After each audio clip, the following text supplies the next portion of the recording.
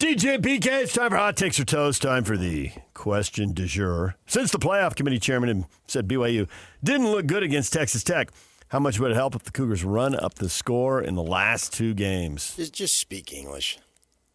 Blow them out. Okay, not du jour. Of the day. Come on. Come on. We're talking to English people here. Yep. And they love their English. And I think they still know what du jour means. Right. But we speak English. Over there in Serbia, do you think they say question of the day? No. They might. They say question du jour. English can be a global language. Of course it is. What do you mean it can be? It must be. No, what are you thinking? Well, some countries it's not. I know. And look at them. And look at us. China. Lloyd, a bit. They need to show not that they can win, but that they can dominate a team. They're in a good spot. Because they don't have to worry about it if they win their last three games, then they're in? No, they don't even have to do that. I know your boy the Hammer at KSL.com has a thing there that BYU and Utah are in trouble. BYU, I'm talking about BYU. They're in no more trouble than anybody else because they don't have to win three more. They got to win two more. The committee chairman, whatever his name is, they changed it on me. Mm-hmm. He said that the way the game against Texas Tech looked. All right, so you win your next two, which you have to do. Mm-hmm. Maybe things can screw you up, but as far as I'm talking about an at-large bid, so you can still get to the conference title game without winning your last two. But I don't want to get bogged down in the weeds. Bogged down in some tiebreaker thing. Let's just win the last two, and you're in the conference title game. The idea is to get into the playoff, right? Not just to get to the conference final. But to be in the 12-team playoff. And so right. Because whatever that guy's name was that I'm not going to remember, he said the way it looked. All right. So that means you play Texas Tech again on a neutral field. Well, the way it looked, that tells me that you didn't have to win that game, but you got smoked. So now you go down to Arlington the way it looked. Not the outcome, the way it looked. So that means you just have to go play Texas Tech tough. Because if you play it to them tough, that takes away the way it looked. Well, if you lose 29-27 or 25, something like that, the way it looked, use his words against him like I love to do to you. Use his words against him, the way it looks. So if you go and play them tough, and you lose, you should be in because the way it looked was pretty good. It was a competitive game, right? How do you argue with that? My work is done, and it's only 7:31 and 18 seconds. And now that I'm running out of breath, it's now at 22. Everybody sit back quietly for the next 13 minutes. We're just going to sit here in silence. Hold it down, Yak. Have a good day. Yeah, I always have a good day when I'm alive. Well, I think the obvious answer to that is because the head of the committee, whose name we cannot remember, and the entire committee, will change its tune / their tune. No. Then right now they have to justify. Right, we got lawyers down there. Right now they have to justify why a one-loss team is ranked below several two-loss teams. Right. And it's because of the way it looked. But if they lose the second game, it just could be because they have two losses. No. Oh, no, because they'll put in teams with two losses. No. So that doesn't work. You told me the way it looked, and it didn't look good. We all saw it. So now go down there and look good. You didn't say anything about winning. It said look good. It didn't say anything about losing. It's the way it looked. So they put looks. It's a beauty contest. How long have I been telling you that? They literally put looks ahead of anything else, and that's their prerogative. And they done did that. So now go there and make it look good, and just say, hey. Yo, mama, that was the game du jour. It looked good. That's all they got to do is look good. Baby, you look good. There's a song by Lady Antebellum. You look good. Play it. It's a rock and roll tune. All you got to do is you got to look good. You don't have to win. That's his words. Dane says the committee has always been biased. It wouldn't matter if it was a 25-team bracket. They would find a way to exclude the Utes and BYU. Well, they'd have to put one of them in to make it 26. It's a 25-team bracket. Yeah. How does that work exactly? Right. So they'd be looking good at that point. Dave, well, it couldn't hurt if they run up the score, but they just need to win out, including the conference championship game, or they just ain't going to the dance. No, they don't. They don't. Dave doesn't believe you. I'm holding. It's not about me. It's the committee chair. He doesn't believe the committee chair either. I'm using his words. We all know what looks good and what doesn't look good, and 29-7 with a late touchdown don't look no good. Yeah, but the other thing in that statement he made, PK, he talked about them getting dominated on both sides of the ball. The defense held its own for BYU. It feels Didn't like look good. That's all subjective. Okay. Everything. Well, this is subjective, and I understand why Cougar fans are thinking that this committee's just going to twist whatever they need to do to leave them out. But we know what looks good.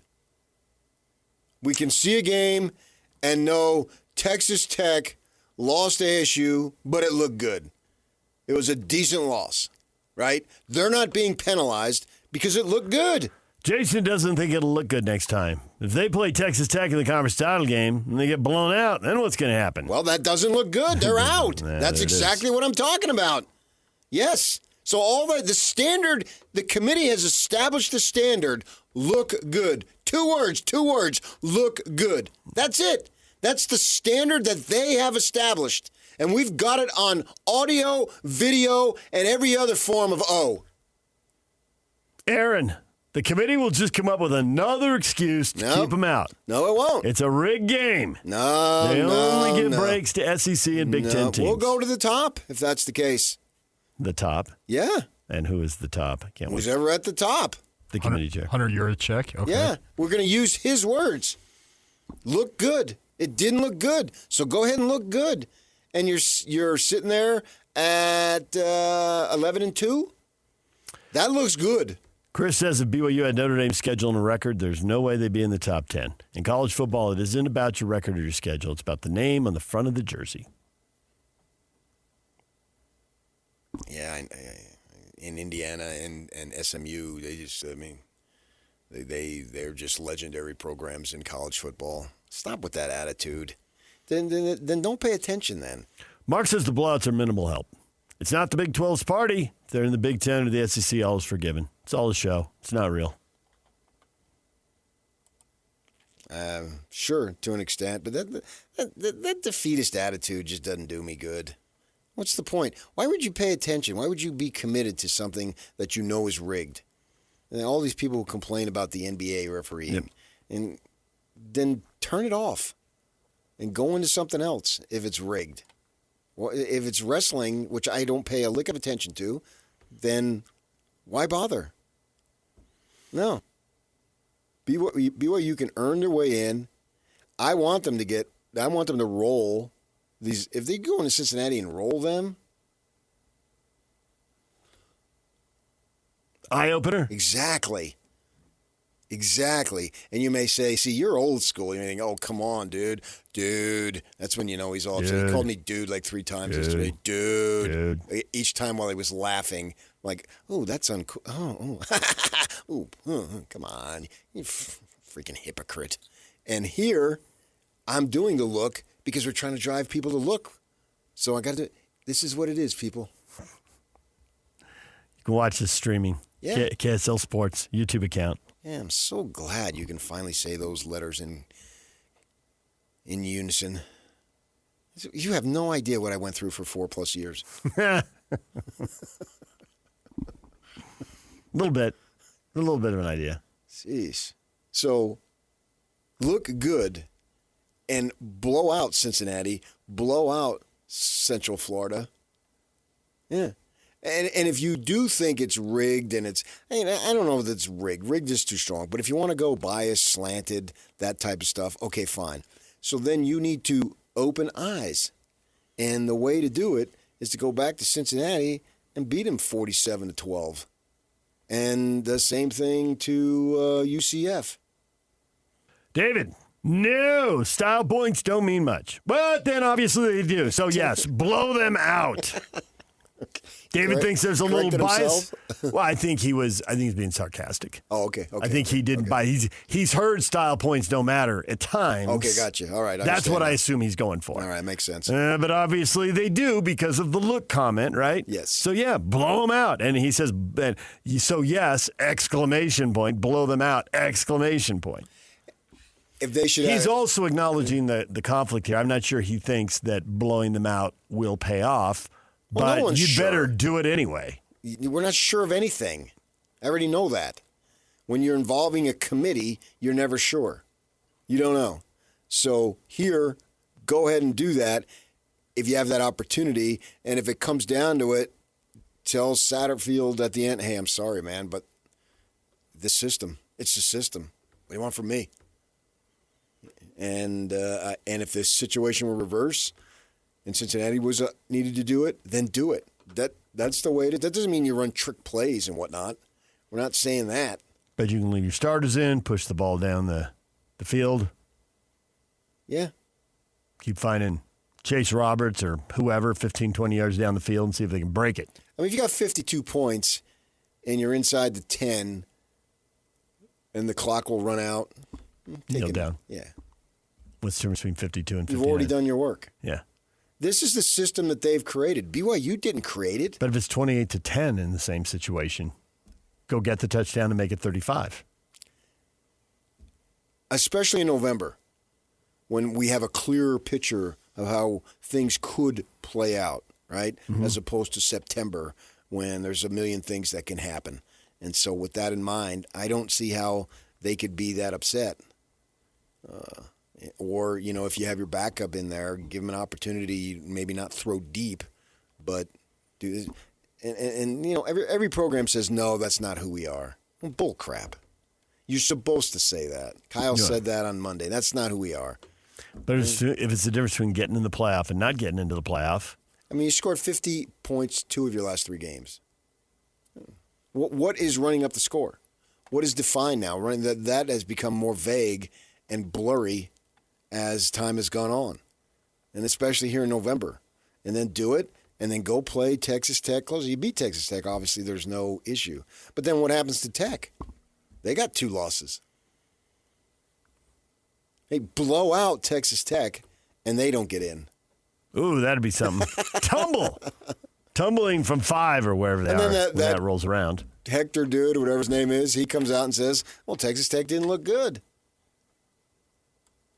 Hector, Hunter, And it's still one bid, but it falls on somebody else's shoulders, not on you. Yeah, they didn't look good.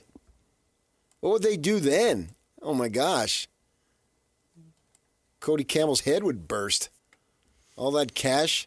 I have to say, for a long time, I have assumed that if 2 teams are 11-1 and they go to the championship game, that both would get in. But there are scenarios where you can see where that wouldn't happen. They're clearly valuing some of these 2-loss teams. I'd put them both in. To me, they're both worthy to be in. If BYU wins these next 2 games, plays Texas Tech tough, and the only bad loss was at Texas Tech when game day and everybody and their dog was there, and you fell apart on a big stage, and then you regroup basically 3 weeks later and go out there and make adjustments, and there's something to be said for that. If you're looking at a combined, what would that be? 23-3 or something between the 2 teams. That ought to be plenty good enough. That would be stupid. And it's not about BYU. If it were Utah or whomever. It's about 11-1 teams going in the top University game. of Arizona. If they were in there, I'd be standing on a corner saying they should go. It's about what's right. Well, ought to and will be PK are 2 very different things. Well, no, because I don't have a vote. I mean, we talk. That's the essence of fairness, and I get all that. But I will stand. I will die on that hill. There are only 9 Power 4 teams with a shot at 11-1. And we'll see if any of them get left out. Some of them will obviously play their way in with automatic berths, and there'll be no decision. And then for the rest of them, we'll see. Georgia Tech's at 9-1. They're in a bad spot right now, and BYU's 9-1 and just barely below the line. All the other teams are pretty much taken care of. You have to reward sustained consistency. And 12 games, that's everyone's season. They all play that. And to only lose one, get out of town, man. You have to reward that. And they will get rewarded.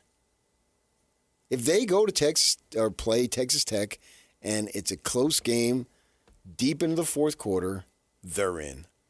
You can freaking mark my words. DJ PK, it's 97.5, the KSL Sports Zone. Stay with us. Barry Trammell coming up, top of the hour. Jay Drew at 9 o'clock. More football on the way.